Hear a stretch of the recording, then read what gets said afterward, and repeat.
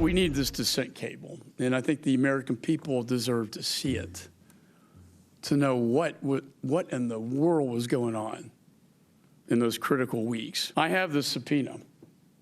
It's right here, and I'm prepared to serve this.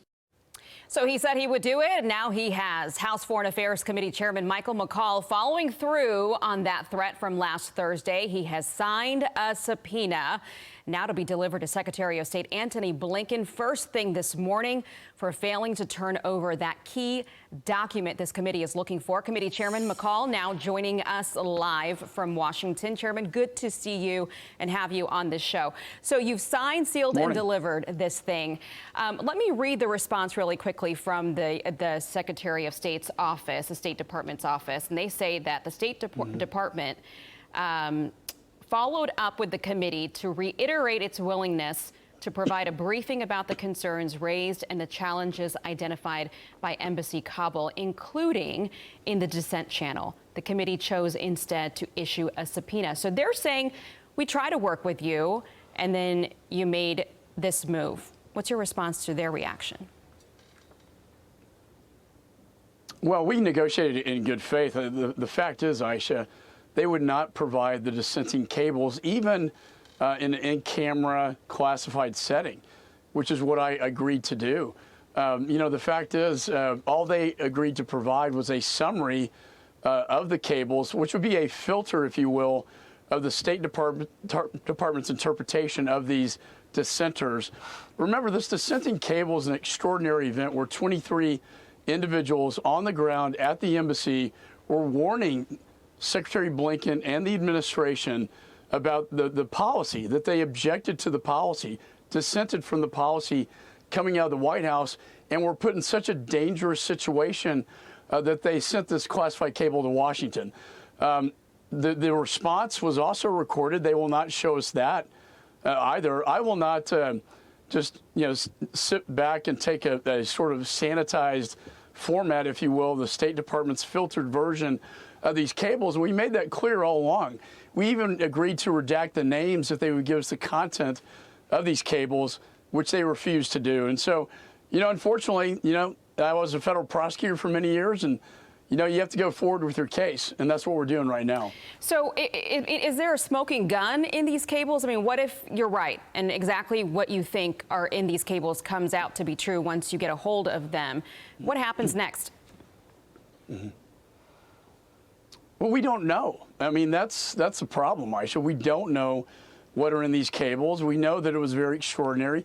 We know it gives you the state of mind at the time Kabul was falling and collapsing, and the state of mind of the Secretary of State and his response. But why are they so adamant about not providing these cables, even in a classified setting, which I agreed to do? That raises my suspicion, as a former federal prosecutor as well. There's something in these cables we're just that we need to know. And I think, as I said, and you showed the clip, the Gold Star mothers, the veterans, the ones who gave their ultimate, their lives to this cause, they need to know as well. And Marine Sergeant Vargas Andrews, who, the blast from the suicide bomber when he had the suicide bomber in his sights, but was not given permission to engage. That is just horrific. Well, let me ask you about those families, because not just the families, but I would say a lot of Americans feel like nobody was held accountable after this botched exit. It's been nearly 2 years and nothing has happened. So I want to play for you the sound from a mother of a Marine, who was killed at that suicide bombing at Abbey Gate. Let's listen to this. I don't have any questions. I know what happened. I want justice. So I don't believe anything that they're going to send us is going to be the truth. They came to my house, lied to me in private. I don't think they're going to tell the truth on the world stage. One can hope, serve the subpoena, get it to them, get what we can get, and let's see. But, I don't think they're going to be honest. So, Chairman, what will you do with this committee to get some accountability? Well, exactly what we did. We served a subpoena.